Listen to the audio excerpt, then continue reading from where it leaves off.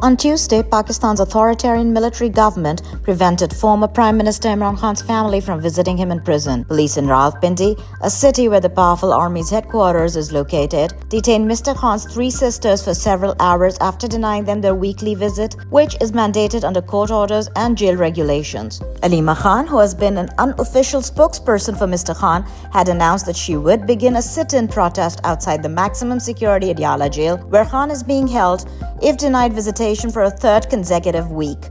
Despite repeated orders from the Islamabad High Court directing jail authorities to allow family visits, an army colonel widely reported to be in operational control of the prison has continued to block access to Khan's family. The last family visit was on March 20th. Supporters of Khan's party, Pakistan Tehreek-e-Insaf, who gathered in solidarity with Alima Khan, were beaten and detained by police. Among those beaten was 82-year-old member National Assembly Mia Azhar, who has also served as former governor. It has now been 608 days since Imran Khan was last seen in public following his illegal incarceration by the military government.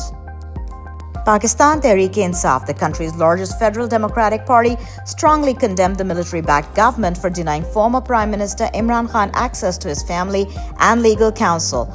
At a press conference, senior PDI leadership criticized the regime's blatant disregard for constitutional rights and judicial authority. Umar Ayub Khan, the leader of the opposition in the National Assembly, called on judges of the High Court and Supreme Court to resign if they were unable to enforce their own rulings. Salman Akram Raja, PTI Secretary General, slammed the jail authorities for trying to keep the former Prime Minister incommunicado. Quote, "All of this is unacceptable. It is impossible to push Imran Khan into the darkness of isolation. His voice will echo and the truth will reach him," end quote, he said. Barrister Raja also denounced the growing number of enforced disappearances allegedly carried out by the country's intelligence agencies, saying, quote, "No country can function under such conditions," end quote.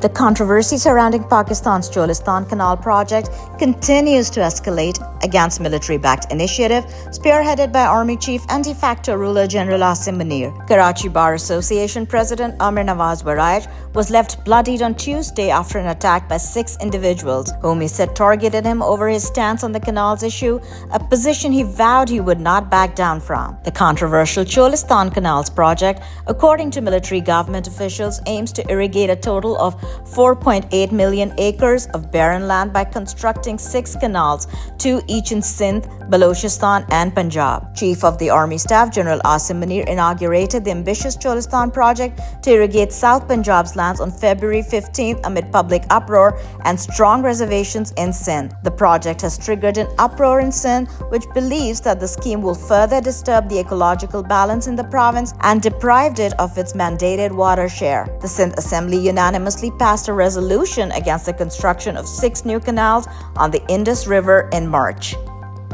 The United Nations Secretary General Antonio Guterres has spoken out about the dire humanitarian situation unfolding in the besieged Gaza Strip, saying, quote, "Civilians are in an endless death loop," end quote, amid renewed Israeli bombardments and a ban on the entry of much-needed aid. Speaking to reporters on Tuesday, Guterres rejected a new Israeli proposal to control aid deliveries in Gaza, saying it risks, quote, "further controlling and callously limiting aid down to the last calorie and grain of flour," end quote. Quote, "Let me be clear, we will not participate in any arrangement that does not fully respect the humanitarian principles, humanity, impartiality, independence, and neutrality," end quote, Guterres said. No aid has been delivered to the enclave of 2.3 million people since March 2nd, as Israel continues to seal vital border crossings, barring the entry of everything from food to medical supplies and fuel. More than 50,000 Palestinians have been killed in Israel's genocide in Gaza. Buildings and infrastructure on large swaths of land